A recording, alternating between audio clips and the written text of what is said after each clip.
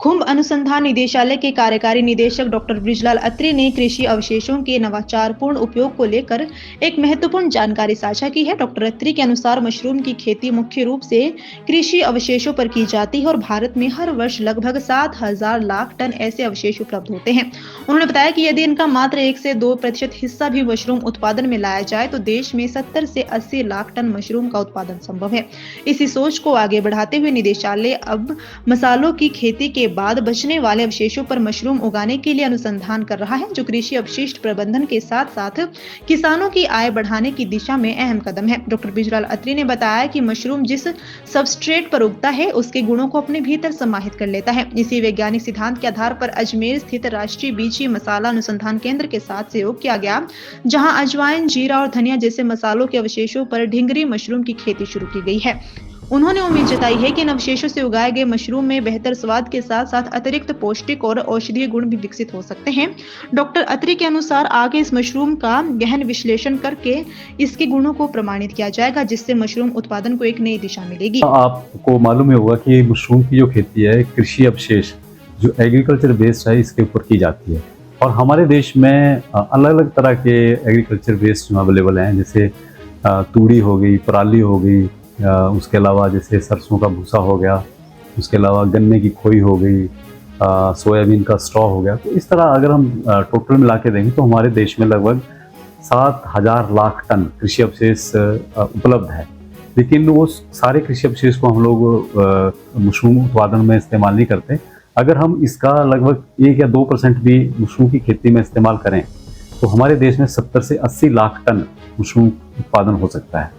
इसके अलावा हम लोग देखना चाह रहे हैं, क्योंकि मशरूम की खेती जिस कृषि अवशेष के ऊपर भी उगाई की जाती है, मशरूम क्या करती है, उसका अच्छा या बुरा, उसके अंदर जो भी गुण होते हैं कृषि अवशेष में, उसको अवशोषित करती है। तो इसी को मद्देनजर रखते हुए हमारा एक और संस्थान है जिसमें मसालों की जो खेती की जाती है, वो अजमेर में स्थित है।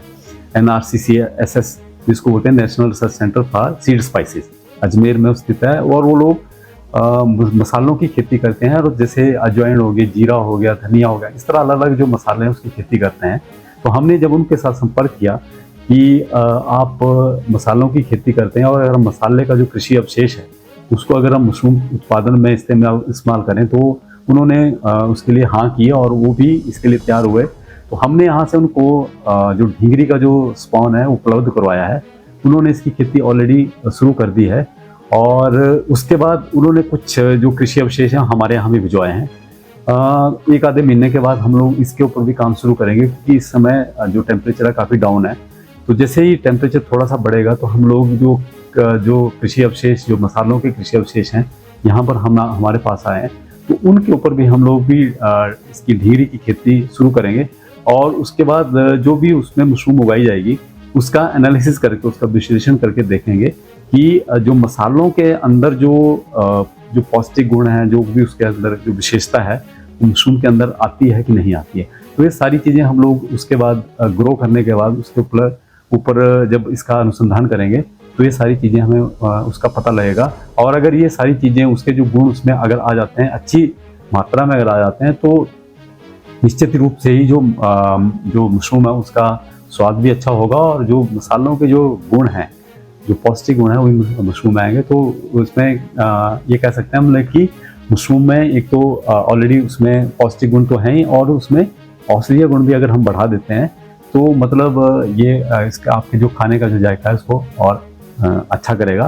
तो ये कुछ आने वाले समय में हमारा जो प्रयास रहेगा कि जो कृषि अवशेष है, जो मसालों का कृषि अवशेष है, उसके ऊपर हम लोग मशरूम की खेती करें, और उसके बाद उगाने के बाद उसका विश्लेषण करके पता लगाएं कि उसमें कौन कौन सी गुण जो है उसमें आए।